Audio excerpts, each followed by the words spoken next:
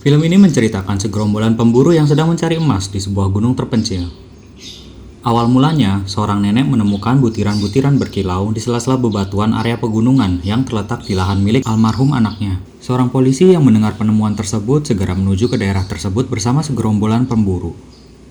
Terjadi pertengkaran antara nenek tua dengan gerombolan pemburu, karena sejak awal tidak ada itikat baik. Nenek tua itu terjatuh ke dalam jurang. Kisung, seorang kakek tua, adalah salah satu saksi dan korban runtuhnya terowongan tambang batu bara sekitar tahun 2000 yang berhasil selamat. Lokasi terowongan tersebut tidak jauh dari tempat emas tersebut ditemukan.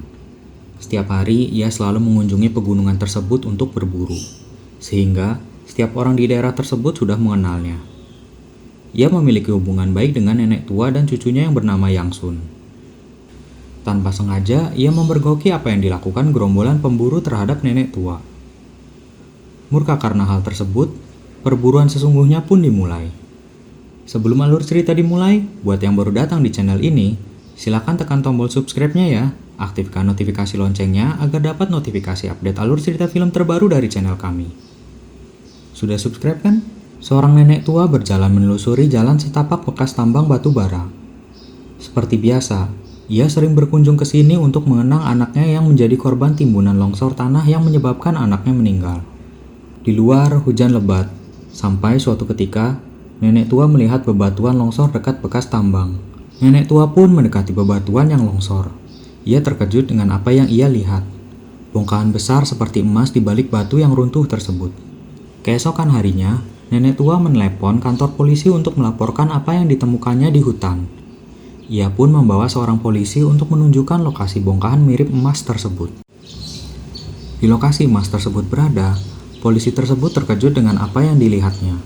Ternyata itu memang benar-benar emas.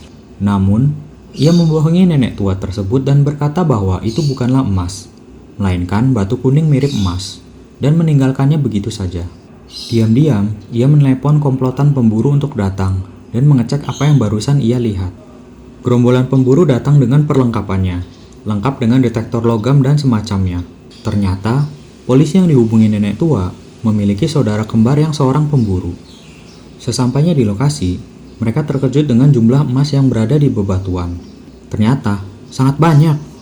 Tiba-tiba, dari balik pepohonan, nenek tua muncul, dan sangat geram dengan apa yang mereka lakukan.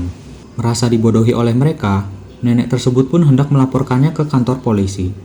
Naas, dia tersenggol dan jatuh ke jurang. Mereka pun memeriksa keadaan nenek tua dan masih hidup. Mereka berniat membungkam nenek tua selamanya. Kisung, seorang kakek tua yang sedang berada di dalam hutan, melihat dari jauh gelagat mencurigakan gerombolan pemburu. Menyadari hal berbahaya sedang terjadi, ia perlahan mendekat dan mengamati. Gadis muda bernama Yang Sun mencari neneknya. Gerombolan pemburu panik. Mereka meninggalkan lokasi tempat jatuhnya nenek. Kisung yang mendengar suara Yang Sun segera bergegas menghampiri Yang Sun dan membawanya pergi dari lokasi kejadian. Namun, gerombolan pemburu menghentikannya. Terjadi aksi kejar-kejaran antar mereka. Kakek Kisung menuliskan pesan di secari kertas untuk Yang Sun, agar segera pergi ke kantor polisi menemui temannya. Sementara, kakek Kisung akan menghambat mereka agar tidak mengejar Yang Sun. Ia tertangkap di semak-semak. Mereka membawanya ke jurang dekat bekas tambang batu bara. Sementara itu, sebagian besar pemburu pergi berpencar mencari Yang Sun. Kakek Kisung akan dieksekusi oleh salah seorang dari mereka. Namun, ia berhasil kabur setelah mengelabuinya. Ia pun pergi mengejar gerombolan pemburu yang mengejar Yang Sun. Kakek Kisung memergoki mereka sedang berencana menjebaknya. Mereka juga berencana untuk mengkambing hitamkan dirinya sebagai kecelakaan berburu yang mengakibatkan nenek tua meninggal. Padahal, merekalah yang sebenarnya membuat nenek tua celaka dan menembaknya. Suara tembakan terdengar. Ia langsung berlari ke arah terdengarnya suara tembakan. Yang Sun dikejar oleh dua orang pemburu di antara mereka. Yang Sun pun terjatuh. Ternyata Yang Sun tersandung. Tembakan mereka meleset. Saat mereka hendak menghabisi Yang Sun, kakek Kisung menembak salah satu di antara mereka dan melucuti senjatanya. Pemburu satunya kabur untuk menyelamatkan diri dari amukan kakek Kisung. Yang Sun menangis ketika mengetahui neneknya telah tiada. Di sisi lain, di kantor polisi, seorang teman baik kakek Kisung mendapat laporan bahwa di gunung terdengar banyak suara tembakan. Padahal, hari itu sedang ada larangan dilarang berburu. Selain itu, banyak kendaraan pemburu profesional terparkir berserta sebuah mobil polisi. Ia yang mencurigai tindakan tersebut, segera mengirim personel pendukung untuk mencari tahu apa yang sedang terjadi. Di hutan, gerombolan pemburu yang sedang bertengkar dikagetkan dengan suara tembakan kakek Kisung. Baku tembak pun terjadi. Kakek Kisung terkena tembakan, dan mereka terkena beberapa goresan peluru saja. Karena yang digunakan untuk menembak adalah senapan jarak pendek, sehingga akurasi peluru sangat rendah. Di sebuah sungai, baku tembak pun masih berlangsung. Satu persatu dari mereka tumbang. Kakek Kisung masih bertahan dengan banyak senapan dan amunisi layaknya Rambo. Akhirnya, kakek Kisung berhasil kabur dari kejaran mereka. Kesal dengan apa yang terjadi, konflik internal pun tidak dapat dihindari. Kini hanya tersisa 3 orang dari mereka yang masih memburu kakek Kisung dan Yang Sun.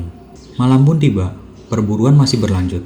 Kakek Kisung terjebak dan dikepung oleh mereka bertiga. Karena malam itu hujan deras, mereka, kakek Kisung dan Yang Sun, berhasil kabur dan meninggalkan tempat tersebut. Kakek Kisung membawa Yang Sun ke tempat yang aman di dekat lorong bekas tambang batu bara. Malam harinya, polisi menelusuri hutan dan menemukan banyak bekas tembakan, serta menemukan pemburu yang telah tewas dengan tembakan peluru bersarang di tubuhnya. Mereka lebih terkejut lagi ketika menemukan lokasi bongkahan emas berada, dan seorang nenek tua yang telah meninggal berada di tempat tersebut. Adegan berikutnya menyajikan perburuan antara si kakek dan para pemburu yang masih berlanjut. Kakek Kisung tertangkap dan terdesak. Ia ditembak dan jatuh ke jurang. Hari sudah subuh. Pemburu yang masih tersisa turun terjun ke jurang untuk mencari tubuh kakek yang tertembak tersebut. Namun, mereka berdua tidak menemukan kakek Kisung. Suara tembakan terdengar. Salah satu di antara mereka tertembak dan tumbang. Pemburu tersebut tidak mengetahui di mana asal tembakan tersebut. Lalu, langsung loncat ke air terjun untuk menghindari tembakan si kakek. Kini malah pemburu yang diburu oleh si kakek. Pemburu yang bingung, terkejut melihat si kakek Kisung sudah menodongkan senjatanya. Aksi saling tembak pun terjadi. Si kakek yang berhasil selamat kembali ke lorong bekas tambang tempat di mana Yang Sun berada. Namun, ternyata di sana polisi yang membohongi nenek tua menghadang dan memukul kakek Kisung. Saat hendak menghentikan polisi tersebut, kakek Kisung ditembak di tubuhnya. Yang Sun yang melihat kejadian tersebut langsung keluar dari lorong untuk menghampiri kakek. Pemburu yang melihat Yang Sun keluar dari lorong langsung mengarahkan senapan padanya dan langsung menarik pelatuk. Pemburu tersebut berdarah, terkena tembakan. Ia menoleh ke belakang, ternyata unit kepolisian telah datang untuk menghentikannya. Saat hendak menembak unit polisi tersebut, ia menerima beberapa tembakan lagi, hingga akhirnya tumbang. Belakangan diketahui ternyata Yang Sun adalah cucu kandung kakek Kisung. Karena itu, ia sangat menjaga keselamatan Yang Sun ketika di hutan. Dan film pun selesai. Buat kalian yang suka dengan ulasan alur cerita film yang dibawakan One Bite Film, jangan lupa tekan tombol subscribe ya, nyalakan notifikasi loncengnya agar kalian dapat notifikasi alur cerita film terbaru dari kami. Jaga kesehatan selalu, sayangilah keluarga kalian, dan sampai jumpa lagi di alur cerita film berikutnya.